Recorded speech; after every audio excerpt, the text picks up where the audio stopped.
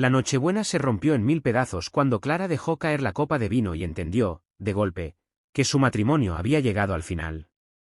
La casa estaba llena de luces, villancicos y sonrisas fingidas, pero el silencio entre ella y Javier pesaba más que cualquier adorno.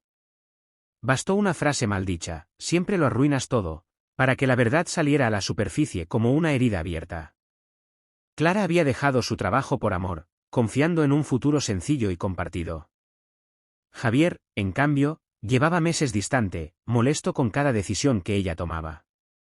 Aquella noche, frente a la familia, anunció el divorcio como quien cambia de canal. Las lágrimas de Clara cayeron sin permiso mientras los invitados evitaban mirarla. Navidad terminó en un portazo y un anillo olvidado sobre la mesa. Lo que nadie sabía, ni siquiera Clara, era que su padre, a quien creía ausente y casi olvidado, observaba todo desde lejos. Un hombre discreto, de pocas palabras, que había aprendido a amar en silencio. Multimillonario por mérito propio, había pasado años protegiendo a su hija sin intervenir, respetando su independencia, hasta ahora. Mientras Clara caminaba sola por las calles frías, sintiéndose derrotada, una llamada cambió el rumbo de la noche.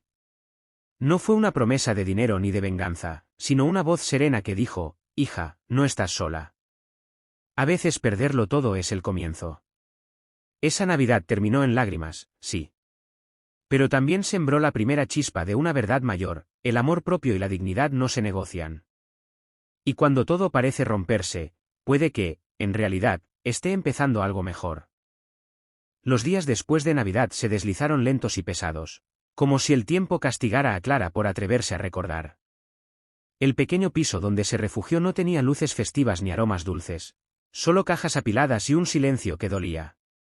Fue allí donde su padre apareció sin previo aviso. Andrés. El hombre al que Clara había amado de lejos, creyéndolo ausente, casi indiferente. No llegó con lujo ni escoltas, solo con una carpeta gastada y una mirada cansada. Se sentaron frente a frente, y por primera vez en años, él habló sin rodeos. Le confesó que había observado su matrimonio desde la distancia, no por desconfianza, sino por respeto. Sabía de las humillaciones silenciosas de Javier, de sus decisiones impulsivas, de su obsesión por aparentar éxito. Andrés reveló entonces la pieza que lo cambió todo. Durante años, Javier había recibido oportunidades laborales gracias a un inversor anónimo. Ese inversor era él. No para comprar amor, sino para darle estabilidad a su hija. Pero Javier nunca lo supo. Cuando empezó a tratar a Clara como un estorbo, Andrés retiró su apoyo. El contrato que Javier perdió antes de Navidad no fue una venganza, fue una consecuencia. Clara sintió una mezcla de rabia y alivio. No por el dinero, sino porque entendió algo esencial: su matrimonio no se rompió por ella. Se rompió por una verdad que Javier se negó a ver.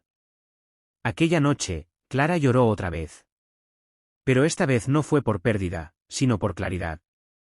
El divorcio se firmó en silencio, sin dramatismos ni disculpas sinceras. Clara salió del juzgado con una carpeta bajo el brazo y una sensación extraña: miedo y libertad caminando juntas. Por primera vez en años, no tenía a nadie a quien complacer, ni una imagen que mantener. Volvió a trabajar en una pequeña editorial de barrio. El sueldo era modesto, el horario exigente, pero cada página corregida era una victoria personal. Descubrió que aún tenía talento, criterio y voz. Algo que había ido apagando para no incomodar a Javier.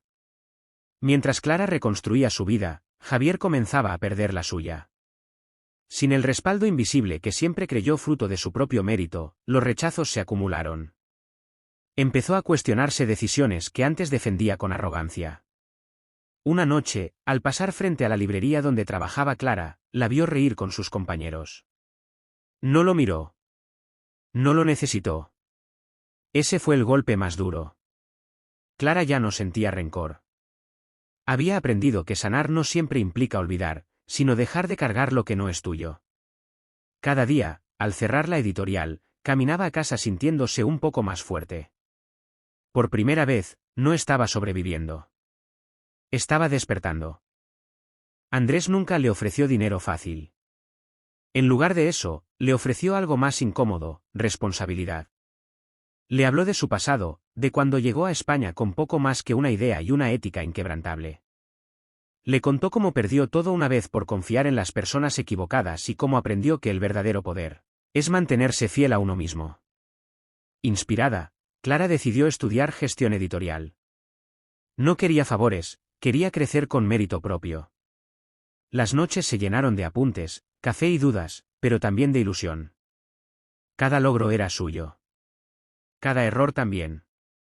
Padre e hija empezaron a verse más. No para hablar de dinero, sino de decisiones, de miedos, de vida. Clara entendió que su padre siempre estuvo ahí, solo que de una forma distinta a la que ella esperaba. El legado de Andrés no era su fortuna, sino su paciencia. Un año después, Javier volvió. Más humilde, más cansado. Habló de arrepentimiento, de errores, de empezar de nuevo. Clara lo escuchó sin interrumpir, con calma. Cuando terminó, ella sonrió suavemente. No había odio en su voz cuando dijo, ya no somos quienes éramos. Javier entendió. Por primera vez, aceptó la responsabilidad completa. Se despidieron sin promesas falsas. Ambos sabían que algunas historias no se rompen, se cumplen. La siguiente Navidad fue sencilla. Sin excesos, sin apariencias. Clara la pasó con su padre y amigos que eligió. Rieron, compartieron recuerdos y nuevas tradiciones. Clara miró las luces y pensó en la mujer que había sido un año atrás. No la juzgó. La agradeció. Meses después, Clara publicó su primer libro. No hablaba de riqueza, sino de dignidad.